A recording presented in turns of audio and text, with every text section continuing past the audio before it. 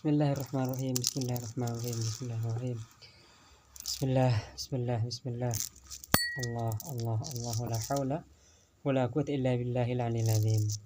Jika sudah terbuka setelah inna fatahna laka fathan mubina, Allah membuka, lalu fathan, keterbukaan yang dibuka oleh Allah itu bukan hanya urusan agama saja, tetapi urusan juga dunia. Allah membuka makna, membuka juga fisik, materi duniawi, membuka alam langit, membuka hal-hal yang duniawi. Maka apa yang terjadi?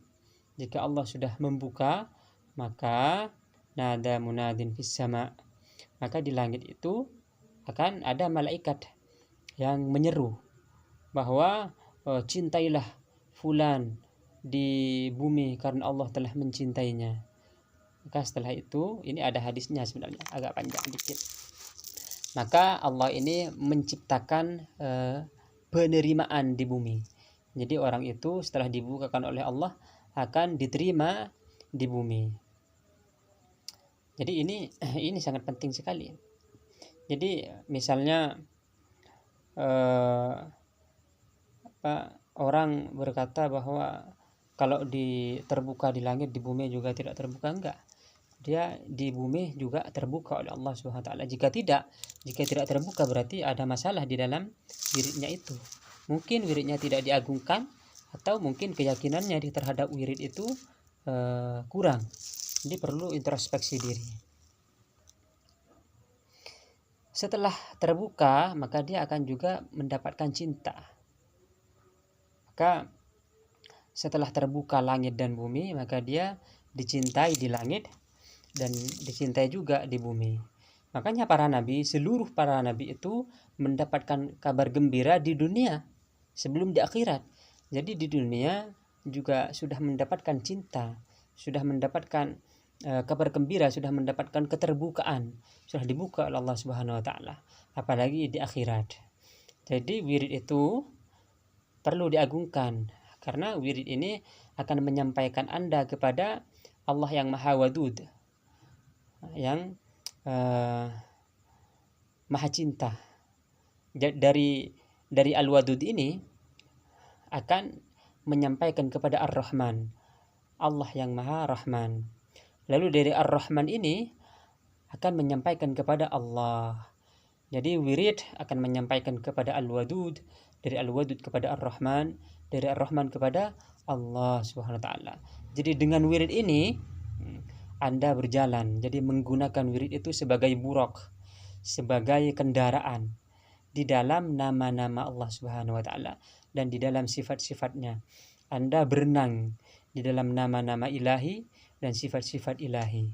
Anda memahami kebersamaan Allah yang Maha Rahman bersama Anda dimanapun Anda berada dan bagaimanapun keadaan Anda dan bagaimanapun hajat-hajat Anda. Ketika Anda misalnya berdoa, Allahumma rzuqnil jannah, ya Allah berikanlah aku surga, Allah akan memberikan Anda surga. Arduhas samawat wal ard, yang luasnya itu seluas langit dan bumi.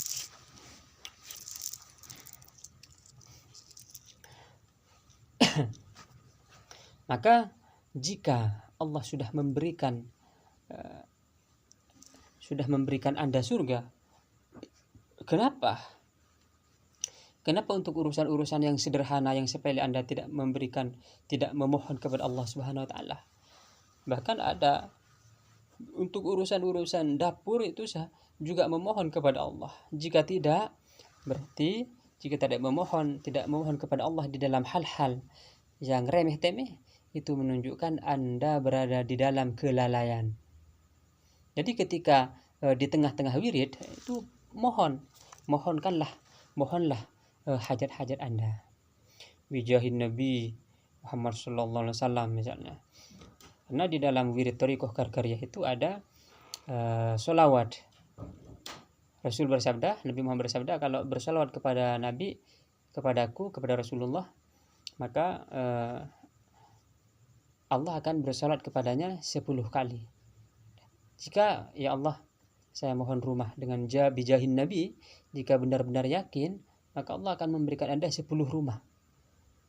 Nah, katakan itu, ya Allah, bijahin Nabi, dengan jah Nabi Muhammad SAW mohon rumah, itu diberi rumah itu, asalkan yakin. Tapi jika hanya diucapkan dengan lisan, di mana keyakinan itu akan ditemukan? Jadi ulang-ulang dan ulang-ulang wirid itu untuk menguatkan, menetapkan, mengkokohkan keesaan Allah Subhanahu wa taala di dalam hati Anda. La syarikalah. Allah itu tidak mempunyai sekutu, tidak mempunyai syarikat. Allah tidak ada sekutu bagi Allah Subhanahu wa taala selamanya, dan siapapun tidak ada yang bersekutu, tidak ada sekutu bagi Allah Subhanahu wa taala. Hanya satu saja sekutunya itu, yaitu diri Anda, nafsu Anda. Jika Anda menghilangkan nafsu Anda, jika Anda menghilangkan diri Anda, maka la yabqa illallah. Tidak ada yang tersisa, tidak ada yang kekal kecuali Allah Subhanahu wa taala. Maka memang cabang pertama dari iman itu adnaha itu menghilangkan adza, menghilangkan gangguan, menghilangkan jiwa, menghilangkan diri, menghilangkan nafsu, menghilangkan jiwa yang rendah, menghilangkan jiwa-jiwa yang masih tingkat rendah menuju jiwa-jiwa yang tingkat atas, tingkat radiyah mardiyah kamilah. Jadi ketika mengucapkan la ilaha, tidak ada Tuhan, itu berarti Anda harus lenyap. Tidak ada ketersisaan untuk Anda sama sekali. Jika demikian, ketika sudah lenyap, fana, ketika Anda ini sudah lenyap, Anda akan memahami bahwa Allah itu qaimun binafsihi bidzatihi wa asma'ihi wa sifatihi, bahwa Allah itu ada pada dirinya, ada dengan atau pada zatnya, nama-namanya, sifat-sifatnya. Jadi di dalam thariqah karkariyah itu ketika adakan istighfar 100. Astagfirullah, saya memohon kepada Allah.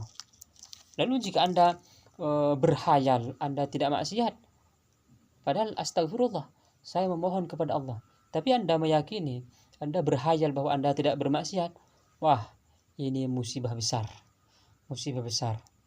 Karena Anda hanya astagfirullah di lisan saja.